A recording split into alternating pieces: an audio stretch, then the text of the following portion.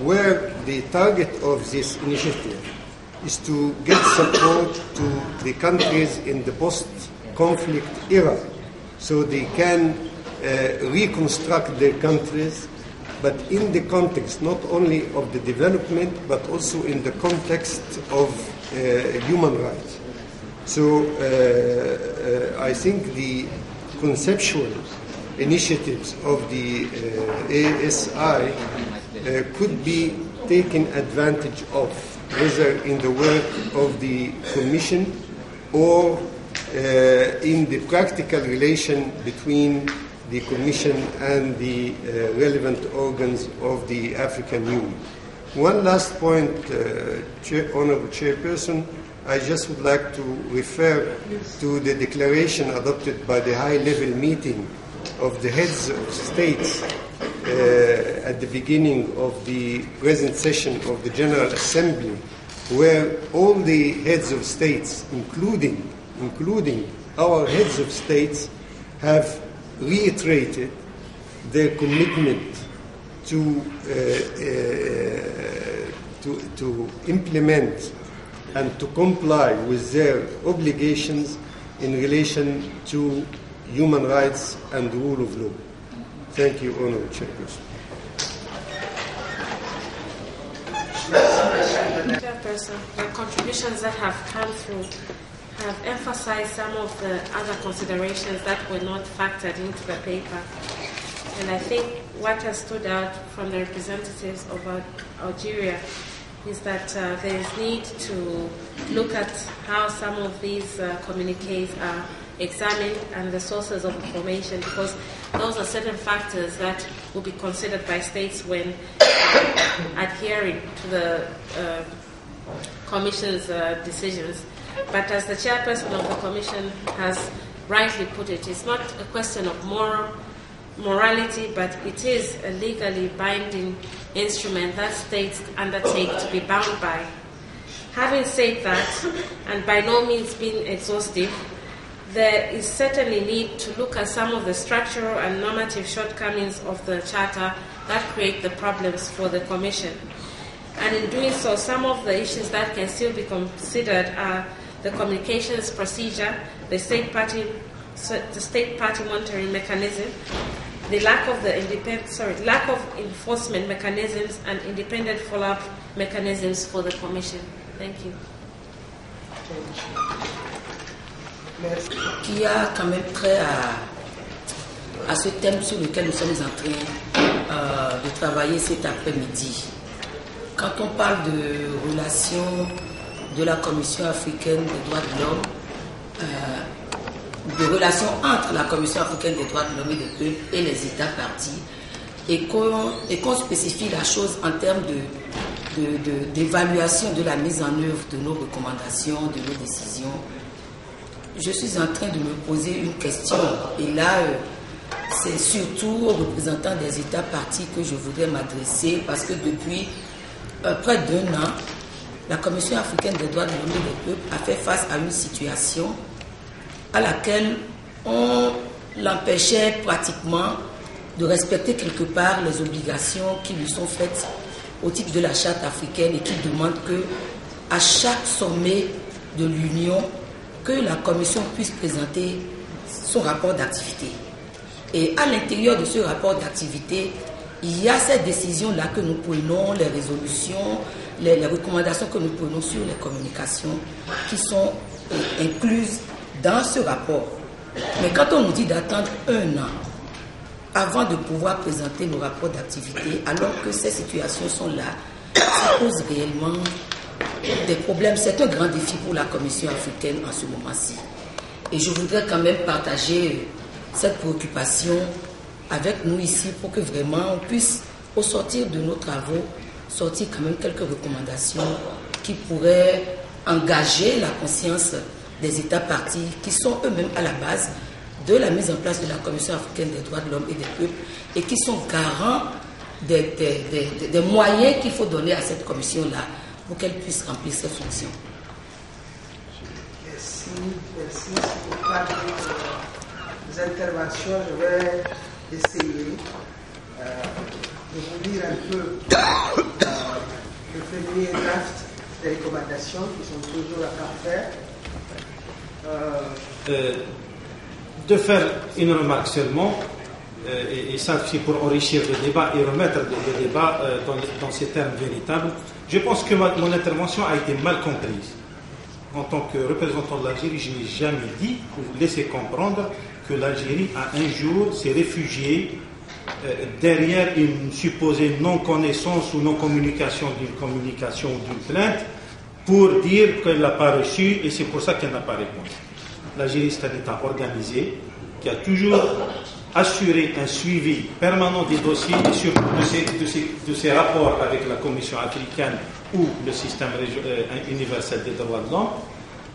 Ce que peut-être vous avez compris, c'est qu'il y a eu une communication qui n'a pas adressé par le canal diplomatique qui est utilisé dans le système universel et régional. Alors, le problème qui se pose, est-ce que la Commission africaine, en tant qu'organe institutionnel issu de la charte et de la volonté des États partis, peut se comporter en ONG et adresser des appels ou des communications au président de la République par fax? C'est ça. L'Algérie a toujours répondu à des communications qui sont transmises par le canal diplomatique et par note verbale. Elle a toujours répondu par note verbale. C'est ça. Et là, se pose le problème que mon frère Ibrahim Akan a soulevé, c'est la manière de présenter l'action des États, sur la base de quels critères objectifs et bien sûr de consultation de diverses sources que la Commission cite tel État ou tel État. Et ceci finalement, et je termine par là, pose le problème fondamental et qui s'est posé au niveau du système universel, c'est l'élaboration peut-être d'un code de déontologie des mécanismes des rapporteurs spéciaux, des mécanismes de la Commission. Je vous remercie.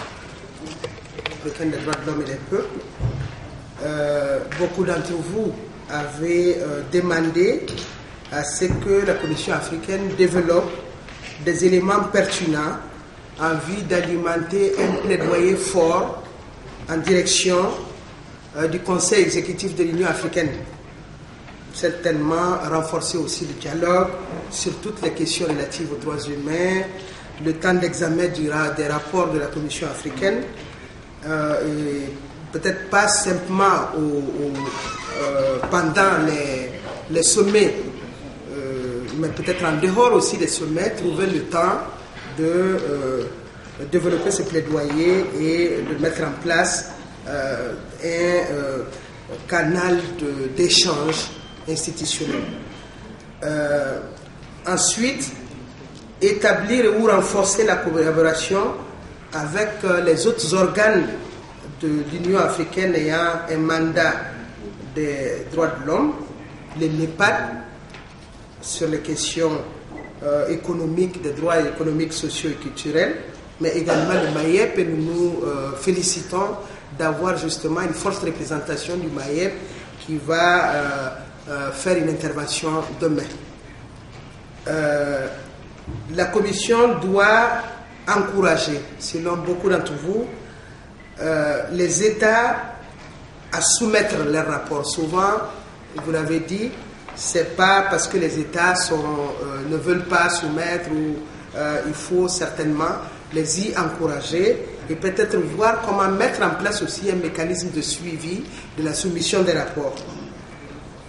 Renforcement des capacités, effectivement, vous avez parlé du fait que les directives n'étaient pas très visibles sur le site web. Il faut peut-être revoir ces directives pour faire en sorte qu'elles soient opérationnelles. Établir et rendre fonctionnel, conformément donc aux dispositions du règlement intérieur, le mécanisme de suivi visé à l'article 112 du règlement intérieur sur la mise en œuvre des décisions de la Commission africaine.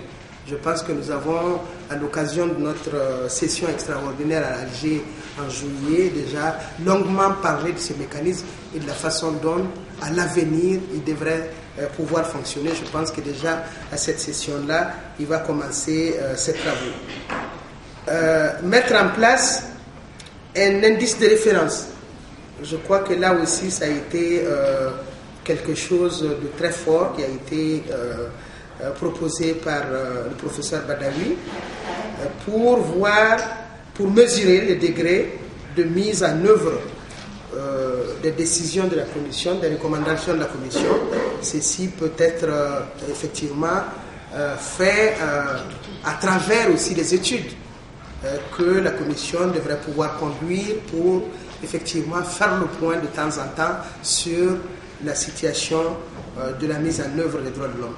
Renforcer aussi la visibilité de la Commission africaine à travers l'amélioration de son site web, comment il est alimenté, ses méthodes de travail, à travers les guides, à travers les directives, à travers l'adoption de frameworks. Beaucoup en ont parlé. Je pense que tout ceci fait partie d'un paquetage qu'on va voir prioriser compte tenu de nos ressources et compte tenu également du partenariat que nous avons avec certains des institutions nationales des droits de l'homme, des ONG ou des partenaires techniques et financiers. Là également, améliorer la communication, que la Commission africaine des droits de l'homme puisse effectivement voir là où dans sa communication il y a des gaps et voir effectivement par quel mécanisme et par quel outil elle va devoir améliorer sa communication par rapport aux États et par rapport à leurs obligations, par rapport au dialogue qui doit être ininterrompu et constructif. Par rapport à l'Union africaine, je pense que tout ceci ne peut se faire que si l'Union africaine met à disposition de la Commission africaine des droits de l'homme et des peuples des ressources humaines et financières suffisantes. Nous avons vous avez parlé, pour ceux qui ont fait des études sur la Commission africaine des droits de l'homme et des peuples, sa capacité, 25 ans après, la faiblesse des ressources en termes de ressources humaines et de ressources financières. Je crois que sans le renforcement de ces ressources-là, il n'est pas possible d'aller au-delà de ce que nous sommes en train de faire, parce que nous le faisons avec engagement militant, nous sommes toutes malades. Toute la Commission est malade, parce que nous faisons des missions au prix de notre santé physique. Et nous le faisons pour l'amour de l'Afrique, nous le faisons pour l'amour des droits de l'homme. Que les États également fassent preuve de plus de volonté politique.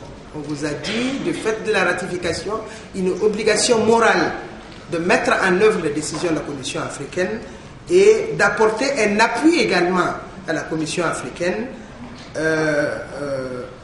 à travers non seulement la mise en œuvre des dispositions de la Charte africaine des droits de l'homme et des peuples, l'harmonisation des dispositions de la Charte africaine avec le droit interne et avec toutes les autres conventions ou instruments juridiques régionaux, internationaux, régulièrement ratifiés dans le domaine des droits de l'homme, respect des obligations, soumission des rapports, respect des décisions, respect des recommandations, respect des résolutions et des appels urgents. Revitaliser la culture des droits de l'homme, je crois que là également c'est ressorti et c'est quelque chose d'assez pertinent par des mesures appropriées. Renforcer la démocratie, la gouvernance, le respect des droits de l'homme, apporter enfin tout l'appui nécessaire à la Commission africaine des droits de l'homme et des peuples dans le domaine du renforcement de la collaboration avec les États partis. Voilà un peu, Madame la Présidente, le résumé, le premier draft, comme je l'ai dit, des recommandations.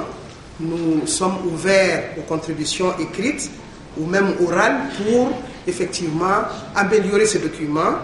En définitive, Madame la Présidente, je voudrais juste conclure en disant que de cet échange, le constat est clair qu'il y a des reculs à certains endroits, dans certains pays, mais il y a également de l'espoir et même de l'espérance. Je voudrais, comme le dit le délégué du Burkina Faso, effectivement dire que le continent avance, même s'il avance sur le quotidien. Et qu'il y a des pays qui sont engagés. Nous avons pris bonne note des ressources financières mises à disposition par l'Algérie pour effectivement aider les pays du Sud à faire face à leurs obligations. Et la dernière chose, c'est de dire que nous avons peut-être des avis divergents, des visions différentes, mais nous devons vraiment voguer sur la même vision, aller dans la même vision qui est de faire de l'Afrique un continent qui respecte ses engagements, un continent digne de ses fils et de ses filles. Je vous remercie. Representatives of the African Union member states, elected officials of African Union organs, distinguished participants. As you would recall, earlier in the day, during the opening stages of the session, we had an awards ceremony. At the time, some of the awardees who were not present in the hall are present here now, and would like them to be awarded their prizes. I would therefore, with your kind permission, call upon the Honorable Chairperson of the Commission, Honorable Catherine Dube-Atoki, to present the prizes to the following former chairpersons of the Commission who are here with us now. Honorable Dr. Ibrahim Ali Badawi, El-Sheikh.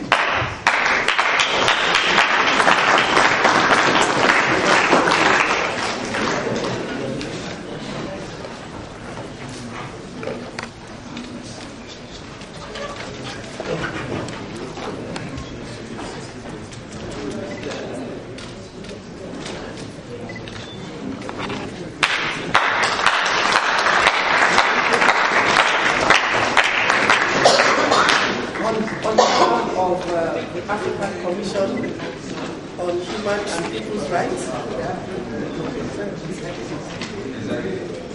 On behalf of the African Commission on Human and People's Rights, allow me to present this plaque as an appreciation of your contribution to the work of the African Commission on Human Rights.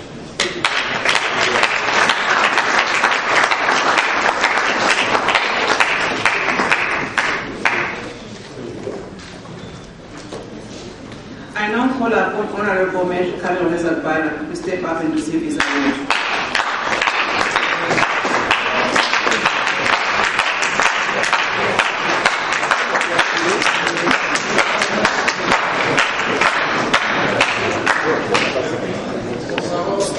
Directement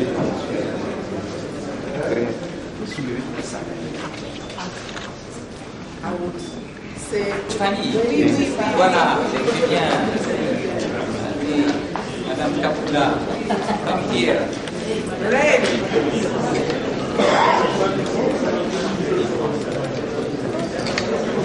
Hiya Bashir.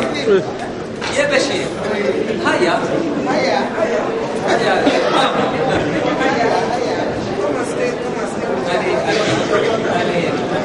Allez.